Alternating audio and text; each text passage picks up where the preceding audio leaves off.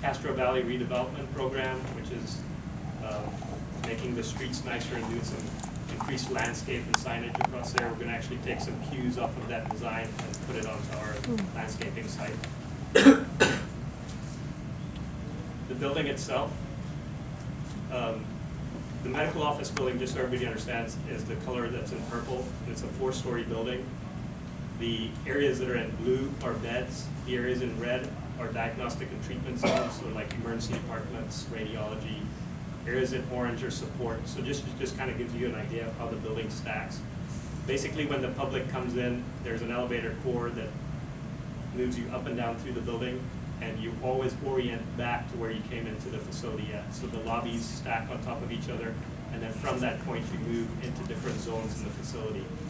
The medical office buildings also connect on the 4 different floors, so that you can have doctors on the upper floors go directly into the patient areas that they're taking care of their patients in. The shape of the nursing unit itself, we didn't come up with the shape of the building and the nursing unit just by sketching it out. We had months and months of user group input, and what actually came about was each of the patient care floors are basically 30 beds each. They're all private rooms. They're multi-acuity level rooms, which means that you can have an ICU type level patient in these rooms. Because the way it's laid out, half of the unit is 15 beds, the other half is 15 beds. And the nurse station and the support are in the middle, so that from the nurse stations you can actually see the faces of each patient in the room if you need to. So you have visualization from the nurse stations directly into several of the rooms. On the ICU floor, it's basically 12 and 12 instead of the 15 and 15, and you can see every patient in every single room. The doors are glass. These, not going to be glass doors, but we will have windows that are visible to be opened up into the rooms. We did have to look at the site, just locate the nursing unit itself, since it's the highest portion of the building. Tried to locate it away from the residences as much as possible, so we didn't throw shadows onto the residences. And I'll show you some of the shadow studies. And on the unit itself, just so everybody understands, again, these are the public elevators that are coming up. These are the service and staff elevators that are coming up.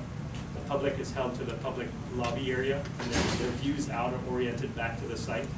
And then once they're led onto the unit, they hit a nurse station, and they can go to the unit on the left or unit on the right. Once they come onto the unit, they hit another nurse station, and they can be directed to any room in the facility.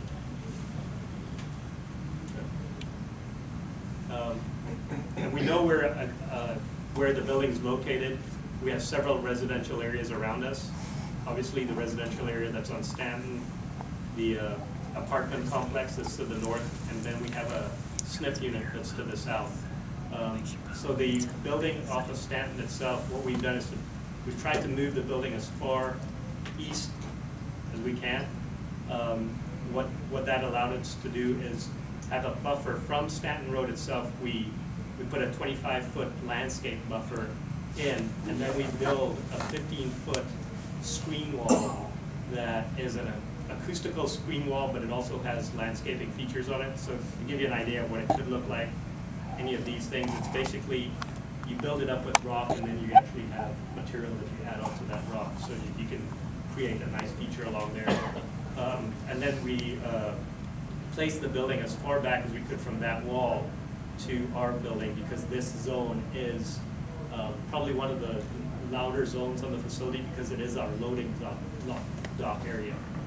We've also have an outdoor yard, but what we did to the outdoor yard is we actually sunk it 2 levels in the ground, so that all the equipment that would make noise would actually stay with, the noise level would actually stay down. And our acoustical engineers looked at this several times to make sure that we don't have any noise escaping out to the residential areas that are next to us. We also have another acoustical wall that's coming up from the ground now, another 15, 18 feet above grade, that wraps that yard right there.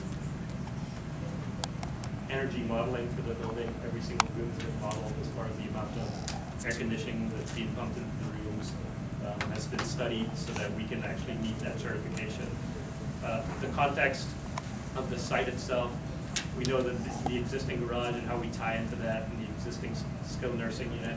We've looked at several ways to actually, once we place our building on site, landscape the site, how to get walkways that make it more friendly, and bus routes to make it friendly to the site itself.